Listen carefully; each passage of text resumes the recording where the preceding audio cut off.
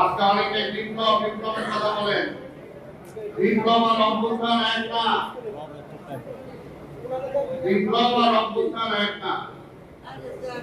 তাই একটি বিপ্লব যখন একটি দেশে হয়,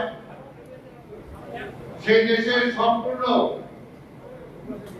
চেহারা সে সময় পাল্টে যায়।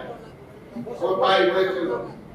আমার বিপ্লব পরবর্তী সময়ে শহীদ রাষ্ট্রপতি জিয়া রহমান আজকে যে নতুন বাংলাদেশ বলেন, মূলত শহীদ জিয়া রহমানই নতুন বাংলাদেশের সৃষ্টি করেছিলেন। তিনি গণতন্ত্র ফিরিয়ে দিয়েছিলেন, মানুষের মৌলিক অধিকার ফিরিয়ে দিয়েছিলেন, বুকে অনন্য মানুষ, নিরন্ন মানুষ তাদের বুকে আঘাত তুলে দিয়েছিলেন। বস্ত্রহীন মানুষের গায়ে বস্ত্র তুলে দিয়েছিলেন। সারা দেশে উন্নয়নের জোয়ার বইয়ে দিয়েছিলেন।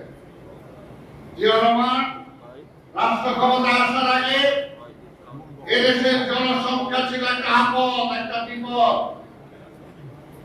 কিন্তু জিয়া রহমান বিপ্লব পরবর্তী সময়ে তিনি প্রমাণ করেছেন যেটা স্বাধীনতার পরে আমরা চেয়েছিলাম কিন্তু আমরা পারি নাই।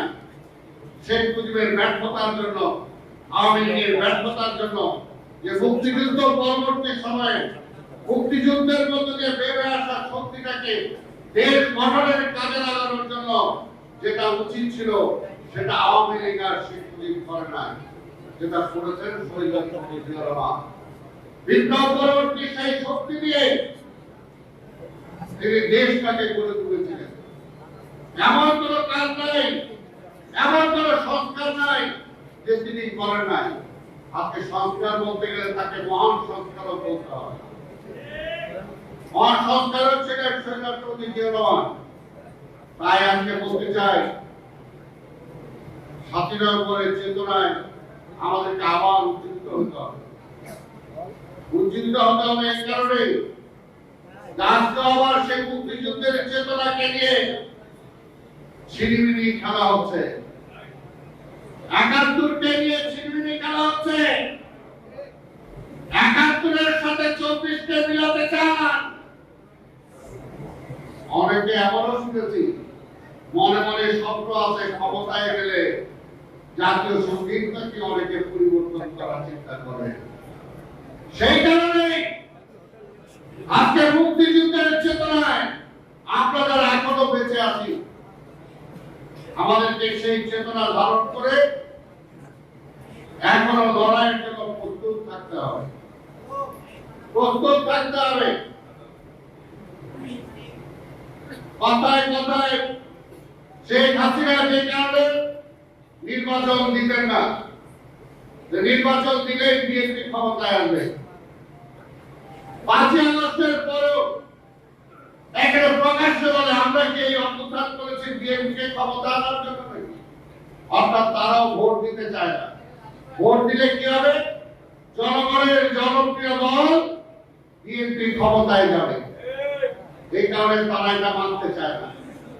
আমি আজকে জামাত সহ অন্যান্য রাজনৈতিক দল যারা ঠেকাইতে চান তাদেরকে বলতে চাই, ভাই কতদিন সময় লাগবে আপনাদের বিএনপিকে ঘায়েল করে আপনাদের ক্ষমতায় যাওয়ার মতো পরিবেশ সৃষ্টি করতে?